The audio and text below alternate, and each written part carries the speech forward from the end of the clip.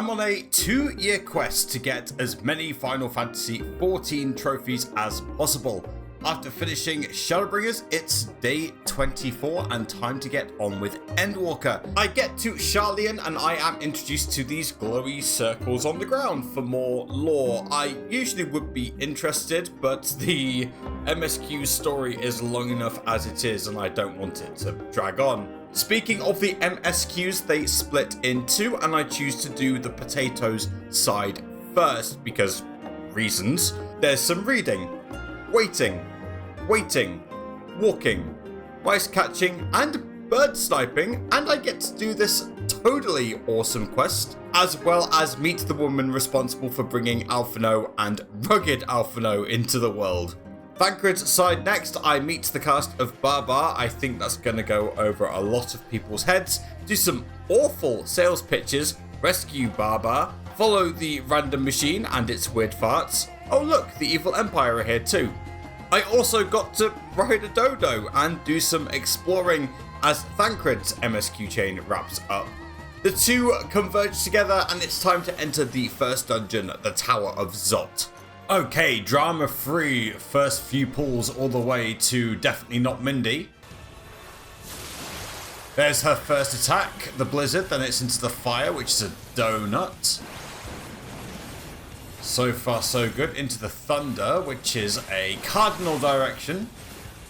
Not quite cardinal direction, but there we go. Bio's a cleave. Oh god, it's all transmuting. Interesting.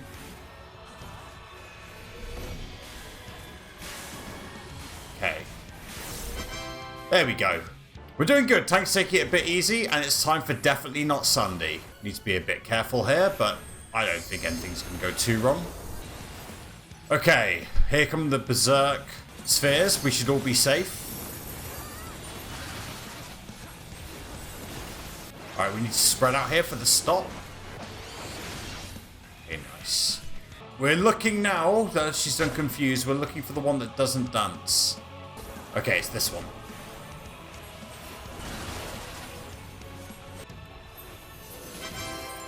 And a nice afflatus misery to seal that one. I wonder who this boss is. Oh look, it's the third Major Sister. Sorry, correction, all three of the Major Sisters. And we've got to go after Cinderuva first, because the entire party is deeply fatphobic. The other two do their nice individual mechanics as well, so there's a fair amount of Dance Dance Revolution BS going on here. Okay, Cindy's down. Okay, there we go. Woohoo! I get access to this very colourful city, which won't let me attune to the Aetheryte for some reason. The Blunder Twins go back to school, and that's all for Hydaelyn for now, as I head to Garlemald. Thancred does a stealth mission in an MMORPG for some reason, and then it's the world versus the evil empire, and the world wins. I go to an area that looks like it was designed to reuse Heavenswood assets and stalk this poor innocent girl. I then try to save the poor innocent girl, fail miserably, do an escort mission featuring the railway from Final Fantasy XV to Insomnia from Final Fantasy XV. Why can't I attune to this Aetheryte? I scavenge for oil, ceruleum, kill the local wildlife, and chain the brainwashed. In from the Cold is terrible, but I'm not going to go into it because you all know why it's terrible. Time for something good then. Oakley dokley, it's time for another Final Fantasy IV dungeon because the game's so great it deserves 2 dungeons and not 1. Okay, train done. Straight on to the first boss, Barnabas. Now this is a Final Fantasy IV boss. And of course, first thing it does is attack the Doctor. Nice callback. Very nice callback. Okay, I want to be right next to it because I have -sign and -sign, which means it's going to repel me. Marker. Okay, this is going to attract, so I want to be as far away from the middle as possible.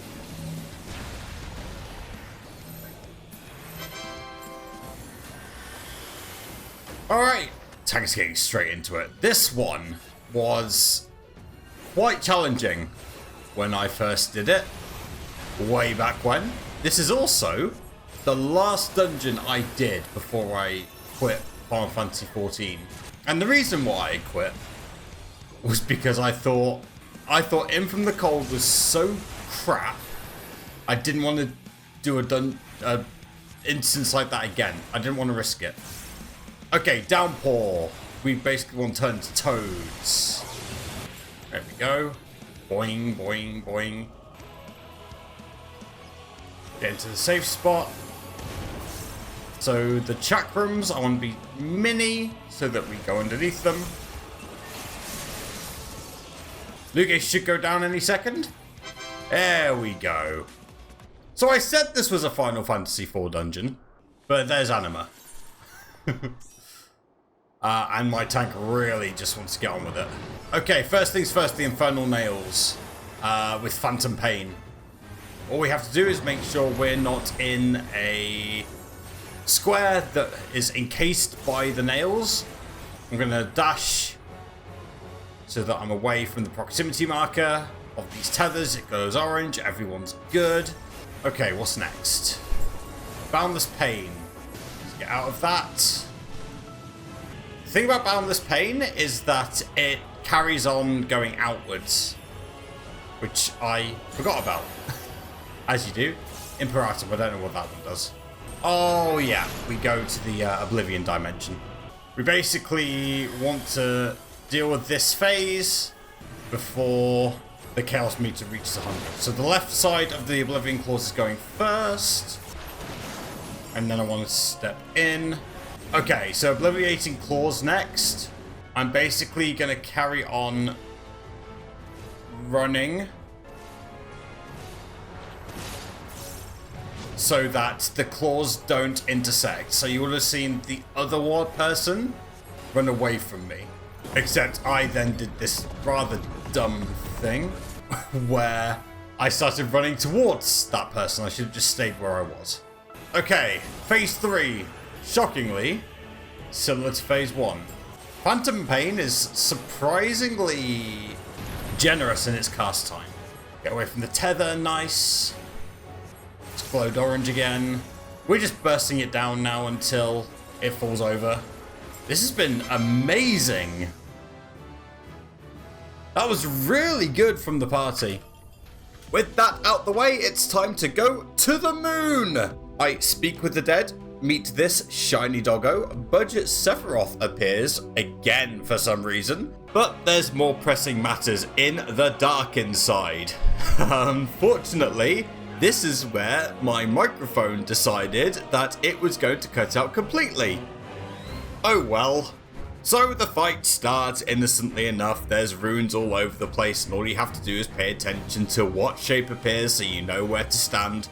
There's also ads, indicators, whatever. But honestly, if you stay away from the dragons when they do their circular AoE, and you stay away from the snakes when they do their line AoE, you should be okay. I wasn't okay though when it got to the rotation mechanic, because I'm an idiot and I couldn't figure out who or what was being rotated. As a result, I kept on taking a lot of damage and getting a lot of vulnerability stacks.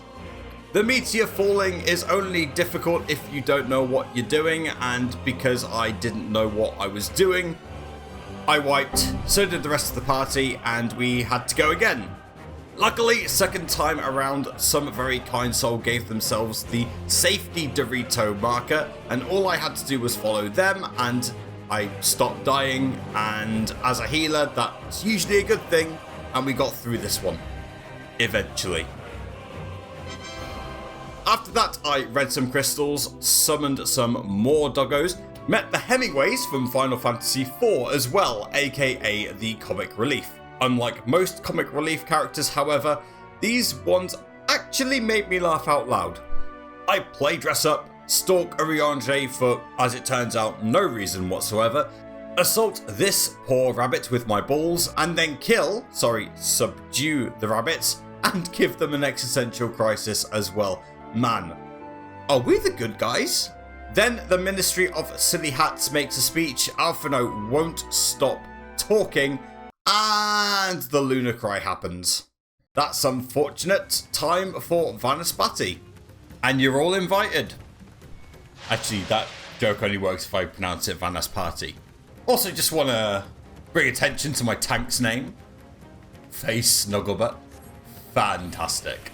Alright, a fairly easy first pull into a hopefully fairly easy first boss.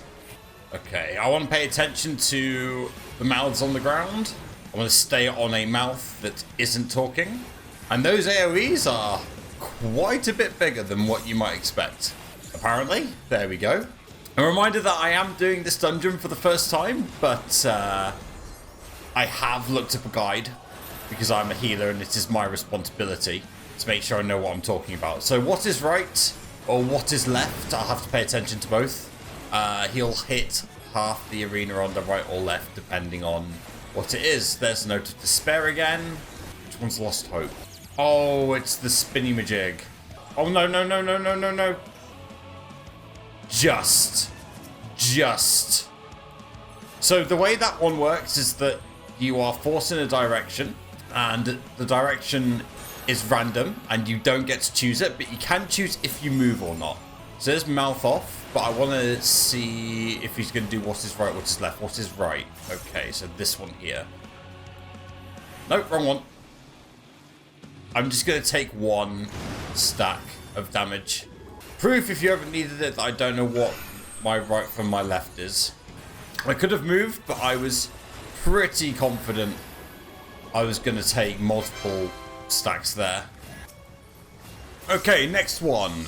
Okay, Unholy Water's going to spawn some bubbles. I just want to stay away from them for now. So this is Ether Siphon. The first one is going to be a knockback, and I want to make sure I'm not getting knocked back into any bubbles or into the fire that surrounds us. And so far we're doing okay. There's Unholy Water again. Ether Siphon. Okay, this is the fire one. This is another ether spray, and this time I do want to get into the water. Because it gives me, even though it traps me, it gives me fire resistance up, which means I take a lot less damage. And spoiler alert, taking a lot less damage is widely regarded as a good thing. We should bust this down. And we do. Here we go. It's time for Svarbanu? Yeah, Svarbanu. Okay, so whether the shape is red or blue determines on where we need to stand. If the shape is red, I need to stand in the blue stuff. If the shape is blue, I need to stand in the red stuff. It really doesn't get simpler than that. There you go. Shape is blue, so I stand in the red. And we get these circle AoEs as well. Alright, let's see what we've got this time. Another crumbling sky. Okay. I want to stand here. I definitely don't want to get knocked off. This is where we have to look at the sky. Because it's going to tell us where to go. Okay, so we want to stand here. The comets will come down. And similar to the world that never was, all I have to do is read the comets and read the AoEs. It's pretty telegraphed. Here comes the limit break. GG! I then have to run around the Emerald City in search of info, do some manual labor. Things get a bit monstrous. I save some villagers and do a bad job of it, to be honest. But luckily, there's a massive dragon to help out. Oh, and the Ministry of Silly Hats make a return and prove to be about as useful as a chocolate teapot. After taking a break in real life so that we could visit Boston, it's day 29 and I can finally attune to the Aetheryte. Oh yeah, role quests unlock, and these are actually tied into the story and genuinely felt like they were worth doing for once. I also return to the Purple Dimension and reunite with everyone. I head to the past and meet Organization 13. Why can't I attune to the Aetheryte? The game takes the term silent protagonist a bit too literally, and then I meet the Endwalker mascot. At least I think she should be. I can't imagine why she's not. I feed the local wildlife, meet this Gizamaluke wannabe, and oh look, there's Ixion. Enough of that, I then kill, unmake the local wildlife. The antagonist of Final Fantasy XII saves the day. The previous big bad picks holes in his Shadowbringers plot. Gee, I could have told you that one. And then we interview the local population. The shiny doggo makes a return, but not before a one-on-one, which apparently I'm only allowed to draw, not outright win for some reason. Then I take on some really disgusting morbals, and that is saying a lot. And the Endwalker mascot has a meltdown, and we play hide and seek. After the mascot brings some bad news, and I do mean bad news, it's time for the next dungeon, the Catesis Hyperborea. The first boss is just a massive ice troll. His hide and seek mechanic was actually kind of awesome, but a bit too telegraphed. After him, it's Ananta from Shin Megami Tensei. Its whole impale and burp mechanic was honestly quite easy to dodge, but I got hit once because I'm an unattentive moron at times. And then finally, Hermes himself. Hermes, Van Daniel, not really sure. A massive shout out to my other party members for interrupting every true bravery so that he didn't hit too hard. Something I had to keep an eye on was the green gusts of grimness. They were quite difficult to track, and on top of that had to remember the order in which they appeared, but I somehow managed. And the dungeon was done. No KOs. Honestly, that's a bit of a rarity. Oh, that's why she's not the mascot. I remember my first brush with nihilism. So edgy. It's time to return to the future and this Digital Devil Saga hellscape. I get to pilot a Sage for the first time, which wasn't completely awful given my well-known opinion on the roleplay quests. I also get to play as competent Alphino and then take down a Beholder. What is this? Baldur's Gate 3. The cute bunny rabbits make a return, as does the Ministry of Silly Hats. Alphino makes his father wish he'd aborted him. Just him though, Red Alphino can stay. I meet Cockle from Final Fantasy IV, who's apparently reinvented the engine. But he really needs some Whatsits. Why he needs cheese puffs, I don't know. This rabbit and I became food critics. Captain Uptight learned that it's okay to have feelings. I do some menial labour because, again, this is Final Fantasy XIV, to help load the rocket. Aemiliant wears the pants in the relationship. It turns out the Ragnarok from Final Fantasy VIII makes a return, but it's white now. And from Mass Effect. And lacking coloured pairs of aliens for me to defeat. With all the preparations set up, it's time to try and speak to Crystal Mummy. Let's go to the Asia-scope. I think that's how you say that. First up, remember Livia? Well, she's a tentacle monster now, and I've seen enough adult anime to know where this one's going. As always, telegraph glowing equals bad. Seeing the primals on my side for once is honestly pretty cool. Next up, Ritatin, who is still a joke that isn't really worth taking seriously. Even his unique mechanic is quite easy to figure out. There's a reason why they degraded him from a 8-man trial to a solo event. Finally, Amon from the Crystal Tower. I've got to dodge to the left and then a dodge to the right. There's also Discs of Doom and a curtain call that isn't so final thanks to a certain Heavensward memory. More nihilism later, and I do mean more nihilism. It's time to take on Hydaelyn 1v1, well, 8v1, in the Mother Crystal. Time to prove myself worthy of saving the world. I decided for the first time to use duty support because, honestly, plot reasons, it just felt right. The first phase is a 3-weapon rotation, that's pretty easy. The second phase is an add phase, just, kill the 6 crystals. I quickly learned that this is a platform and insta-KO'd on my first attempt, which sucked. The third phase adds some slow-moving or highly telegraphed attacks that are really easy to dodge. The problem was that these are very flashy and overwhelming, and the light show was really very distracting, and I kept losing the will to live. Literally. I did eventually succeed though, but I will never use duty support for this trial ever again. This is a lie, I'll need to do it for a trophy later. So we've killed God. Now what? Well, I go food shopping. I meet some blasts from the past. I get this amazing new fit and pimp cane. I hang out with my best mates. And Kryl. And then it's time to go to space thanks to the power of imagination. We reunite with the My Chemical Romance groupie, arrive at a random rock in the Sea of Stars. No, not that one. This one's got a decent story. I got familiar with this rock and its depressed inhabitants, and there is a lot of them.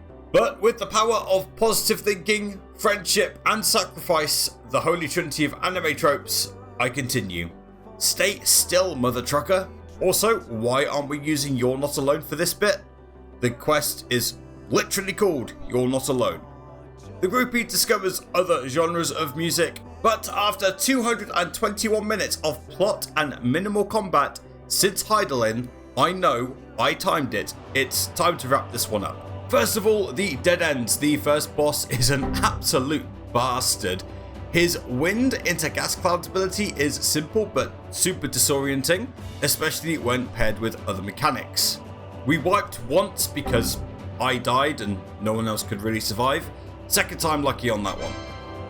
It's the Obliterator next from Final Fantasy X, and it's not as if I'll die to the first easy mechanic of the fight. I'd tell you more about the fight, but the other three did it no problem. Finally, a Sphinx, except its riddles are stupidly large AoEs and line dancing butterflies. I was desperate to redeem myself, and despite getting clipped by stacked mechanics towards the end, I did hold out and we got it done. Okay, time to take on the final form of Gothita. Wait, why is this twat here? Enough about him. Time for the final day with Endsinger and her massive exploding balls. This fight takes part on the platform. Guess how many times I died in this instance? 3. Guess how many times it was because I fell off the platform? 3. I mean, yes, the balls and the faces are annoying, but that's it. They're annoying. They're not hard, which made me even more upset with myself that I died repeatedly in stupid ways. Massive apologies to the other healer on this. In terms of final bosses, there's not much to comment on here. Shadowbringers, this ain't, as she ain't the final boss. The final fight is actually fun though against Xenos, despite the fact that I hate him and I hate his character and I hate that they've shoehorned him in. And this hate is compounded because he's a bit of a loser because he loses a 1v1 fistfight to a white mage. And with that, the arc that's been going on since the beginning comes to an end. Except the ending drags on, and on, and on, and on, and on. But finally, I get the Endwalker trophy. What's next? Post Endwalker. Or is that pre-Dawn Trail? But that, my friends, is a story for another day.